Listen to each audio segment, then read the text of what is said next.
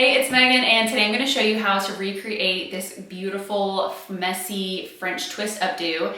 And if you're new here, make sure you guys subscribe if you like seeing new bridal hairstyle tutorials and seeing how to recreate different bridal hair looks, as well as learning how to grow your bridal business. You can check out my YouTube channel for lots of videos on how to start and grow your own bridal hair business. All right, so let's get right into today's tutorial.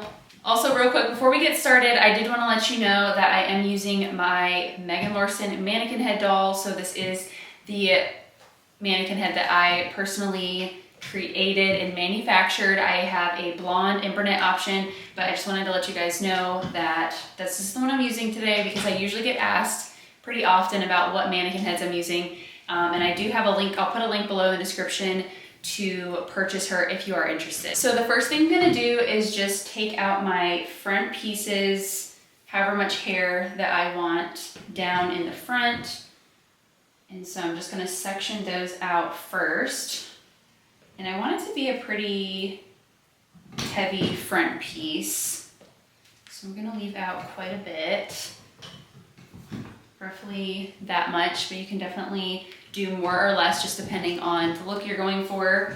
And then I'm going to just comb all of this hair so it's kind of going back.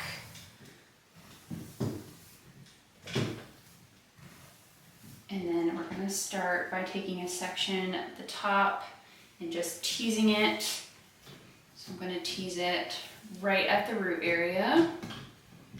Take another section. Gonna take one more section and tease. And I'm using my pink pewter comb. I love this comb. It's so easy to section with. It's got a handle so that you can hold on with. You can tease with it. And I also like that it's heat resistant, so if it touches any of my hot tools while I'm working, it does not melt, which is so great because that happens often. And I do have this comb linked on my Amazon front and also on my LTK, which I'll put those links down below in case you guys want to check those out later. All right.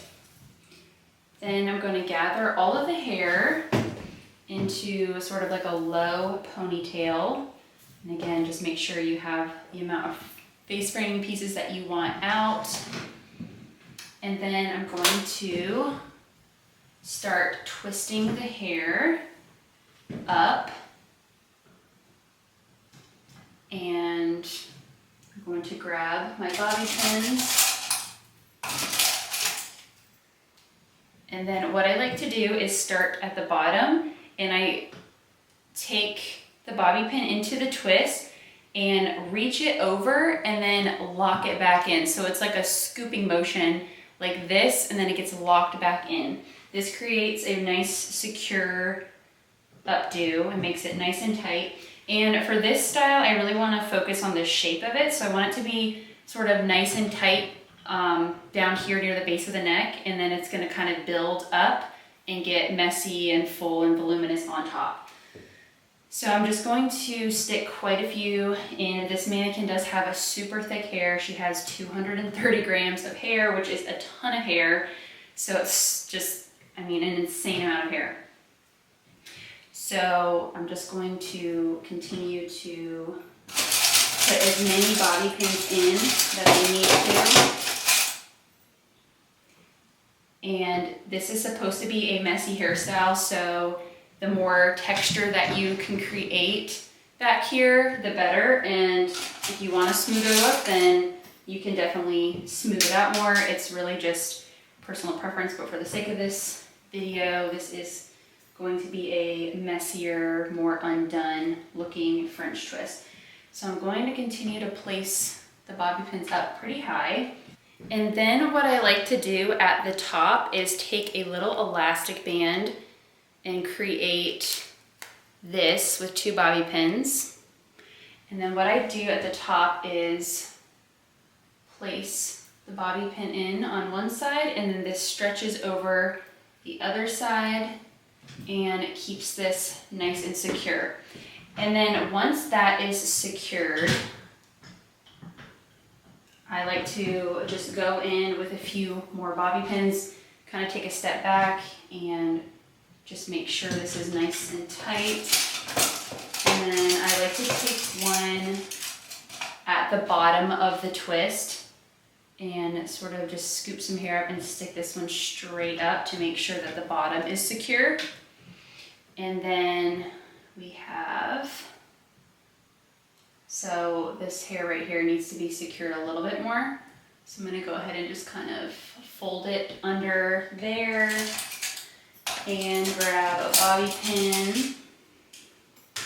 And then just make sure that top piece is locked in. And then you'll have essentially this. So next what I'm going to do is pull out the sides. So this is going to be, you can do this as tight as you want. You can leave it tighter so it's over or behind the ear. But for this messy hairstyle, I'm going to create some more texture. I'm going to pull out some volume at the top because we definitely want to see that bun in the top, in the front. And I'm just going to pull out a little bit more texture and hair on this side. And again, I want to make sure that this comes over the ear and that it's pretty full on both sides. Okay, once that is done, then what I like to do is go in and curl the hair on the top right here. So I'll just very carefully section out the hair, and I'm using my 1-inch Hot Tools curling wand, and I'm just going to smooth the hair out on top right here and add some curl. And I'm just going to continue to take sections and curl this whole entire top section. Once I've got that top section curled, I'm going to take a little bit of my Osis Tame Wild cream, and I'm just going to run it through the ends to help with frizz, and you can even smooth the sides out. If you want to learn my exact prep and how I use products, I have a monthly subscription called the Bridal Society, and it is my online education, and it teaches you my exact roadmap for starting and growing your own bridal hair business. And it also teaches you over 20 modern bridal hairstyles, but inside there I go way more in depth on how to use products, how to layer them in the hair to create longevity in your bridal hairstyles. Okay, once we've got the Osis Tame Wild cream in the hair, I'm going to use my fork comb and just kind of comb that through a little bit more.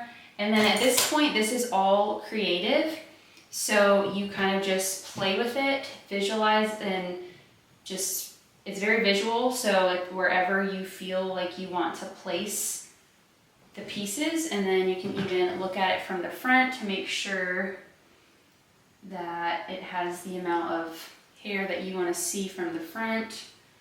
So I'm just going to go ahead and bobby pin that right there. And I am going to leave a little bit of hair out, just kind of hanging down. And then we have this other section. So again, you can just play with it. And I'm going to just place it right here.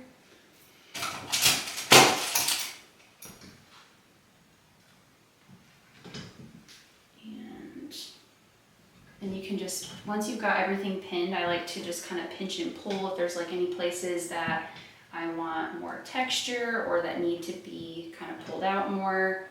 You can just eye it and pull things out. And then the last thing I'm going to do is just finish off these front pieces. So I'm going to go ahead and just run the iron down to kind of smooth out the frizz. And then I usually like to start the curl about cheekbone, about around the cheekbone, and then I like to leave a couple inches out at the end so that it creates a nice soft face frame, because I typically don't like to do anything super tight around the face, and then you can just kind of let that sit and cool. And then I'm going to do the same thing on the other side and just start this curl around the cheekbone. And again, leave a couple inches at the end. And then just kind of let it sit there. And then I like to finish my front pieces off. Typically I will sprinkle in a little bit of texture powder right at the root area. And then I like to tease to give it a little lift and volume so it's not super flat and stuck to the face. And then I'll just kind of fan it out. And then finish off with some hairspray. And then do the same thing on the other side. I'll lift it, tease, and then I'll take a little bit of hairspray, spray at the root area, and then just fan it out. Okay, so here is the completed look. If you guys enjoyed watching this tutorial today, make sure you give this video a thumbs up and subscribe to my channel so you don't miss any future videos, hairstyle tutorials, or bridal business education. Thank you guys so much for watching, and I'll see you in the next one.